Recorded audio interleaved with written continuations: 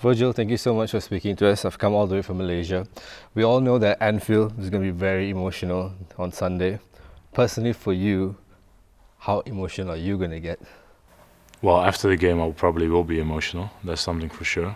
During the game, emotional probably in a different way, by shouting and hopefully winning the game. But yeah, it will be emotional. You know, it's not only obviously the boss is leaving, but the rest of the staff members that we're dealing with day in, day out, players that will leave. So it will be tough, and but that's part of life as well. You know, nothing is forever, and if you get a farewell like there will be one on Sunday, then that means that you did something very well. So they could take that in as well.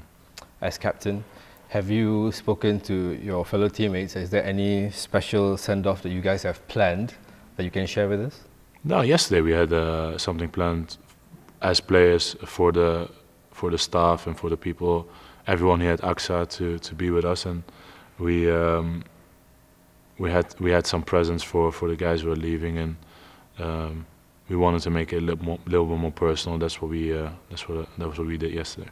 Was it a barbecue? Yeah. I saw it in the press conference. Yeah. What would you say is an underrated characteristics about Jurgen? I don't know, you know, because I think what you see is what you get, and yeah, it's difficult for me to answer that well. I think he's a pure soul. So what you see on TV and on the touchline or whatever, it's how he is, and there's not really something that's underrated. I think it's very pure. Cool. What will be your favorite memory of him on and off the pitch?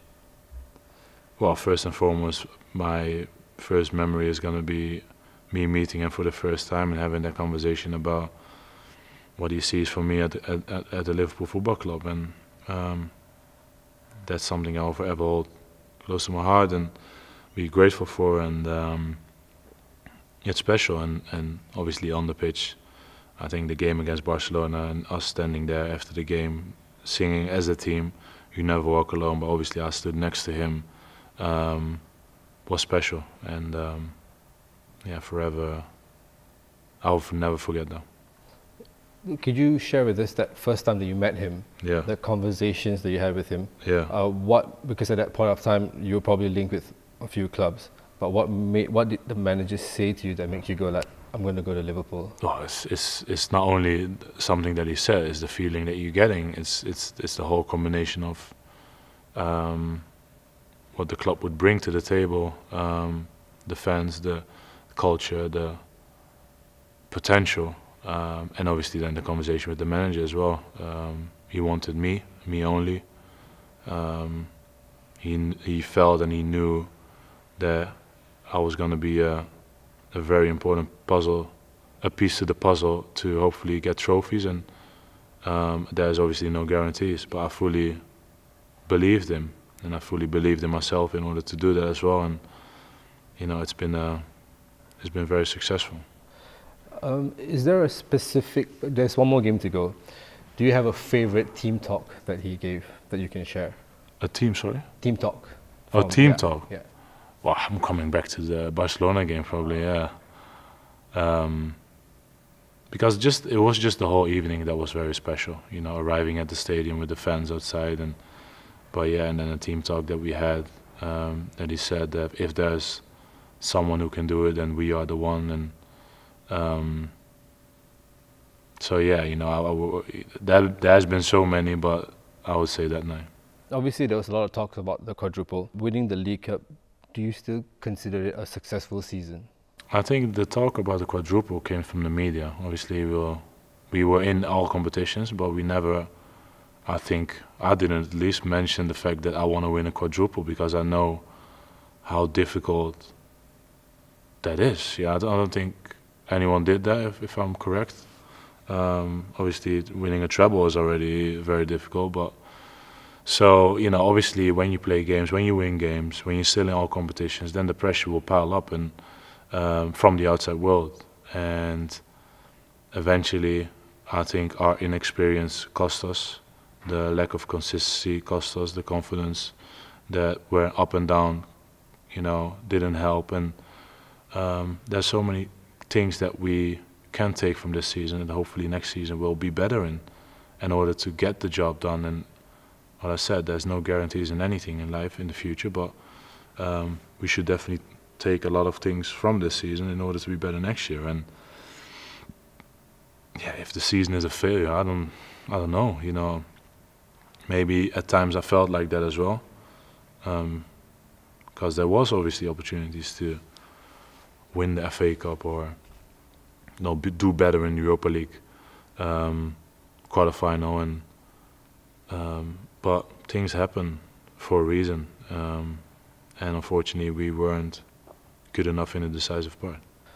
We have a lot of battles with Man City over the years. So recently we interviewed Vincent Kompany, and we asked him who would be his favourite dream pairing for a centre-back, and he mentioned you. So if I were to ask you the same question, is there a player currently or former player that you would be your dream partner to play at centre-back? Premier League player? Yeah, it could be anyone. Well, I would say Vincent as well. He was an outstanding defender, a fantastic captain and leader, and obviously I looked obviously a lot to him as well when he played in the Premier League, and like I still do, looking at other players and try to learn from each and everyone out there on the highest level. So yeah, he definitely is someone I would love to play with. I think I've been very lucky to have been playing with very good centre backs and complement each other very well, and Joel Matip and Joe Gomez, of course, and the rest of the guys, Konate and young Kwanzaa's coming through. And so I've been very lucky here at the club actually with my partners, and long may it continue. Fantastic. That leads me perfectly to my next question. News broke today of Joel leaving Liverpool at the end of the season, and you played alongside Joel, Gomez and Konate. What are the difference between the three in terms of pairing with you? Is it the same, or is there something different? There's always differences, and like you said, it is all three of them that you just mentioned. They have all different qualities, and it's about complementing each other. But there are always basic rules in terms of our defending, and that's known within the squad. So if a certain thing happened, then everyone knows what to do with a certain thing. But obviously, that certain player could be quicker than the other, so you can adapt to that as well. Someone is better in heading the ball away or dribbling with the ball, or so you just adapt. And they are unbelievable players, and like you said, Joel's leaving, and it's sad. I'm sad about that, but that's life as well. He's been an incredible figure for the football club, and my partner in crime for so many years as well, and I appreciate him a lot. Cool.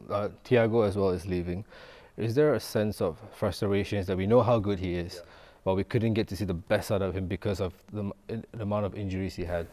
Yeah, no, listen, I think his qualities are unbelievable, but injuries is part of life, unfortunately, sometimes. And in his case, yeah, I think the injuries definitely played his part in not getting the maximum out of himself, and I think he is probably the most frustrated about it than anyone else. But it doesn't take away that we really see him as our brother, and he's a fantastic human being. We know he's a fantastic player, and we appreciate him a lot. So we always cherish that. Okay, last question. You've won so much in your career, but if you give one advice to your 18-year-old self, what would that be?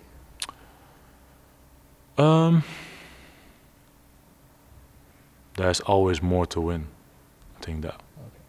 Cool. And enjoy. Right. Enjoy the ride, yeah, definitely. It's a long journey, ride, ups and downs, good days, lesser good days, but